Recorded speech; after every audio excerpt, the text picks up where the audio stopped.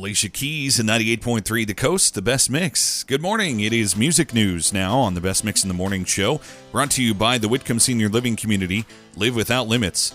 HollywoodLife.com unfortunately says a judge has denied Britney Spears' request to have her father, Jamie, removed as one of her co-conservators. That news came just last night. Also in the news, Britney Spears' dad is trying to say her problems with her conservatorship have nothing to do with him, even though he was in charge for more than a decade. Jamie Spears spoke out publicly about his daughter's issues Wednesday, filing papers blaming Britney's attorneys and her current conservator, Jody Montgomery, for any problems that she's having. Though lawyers, or I should say through lawyers, Jamie said he's greatly saddened to hear of his daughter's difficulties and suffering and believes that there must be an investigation into those claims.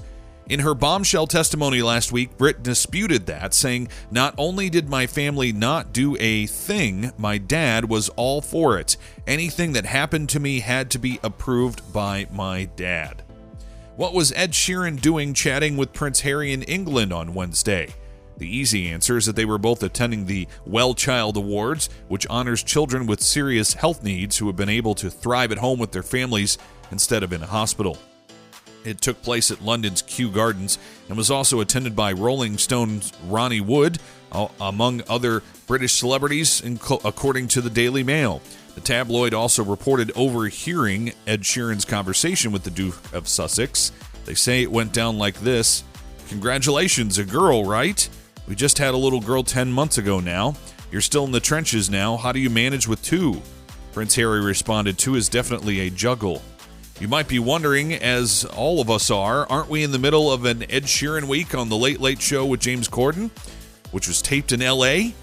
What's he doing in London? Well, it's just a guess, but Ed Sheeran week probably got taped in advance in this case.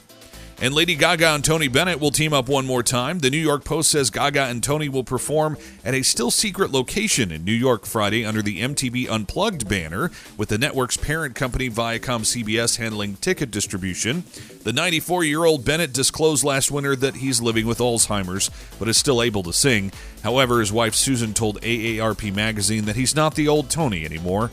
Despite his condition, he and Gaga have recorded a sequel to their hot-selling 2014 album, Cheek to Cheek, which I highly recommend all of you get. That is music news for today on the Best Mix in the Morning show at 98.3 The Coast.